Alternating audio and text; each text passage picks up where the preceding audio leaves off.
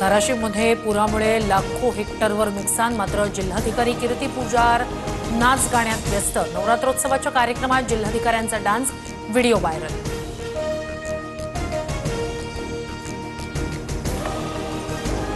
धाराशिवमध्ये विदारक परिस्थिती, सर्वांनी याचं भान ठेवावं।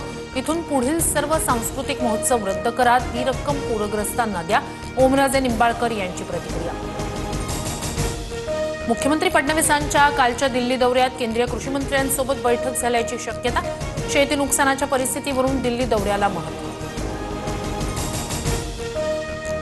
राज्यातील अतिवृष्टीच्या नुकसानाचा अहवाल केंद्र सरकारला पाठवणार, केंद्राची समिती नुकसानग्रस्त भागाची पाहणी करणार।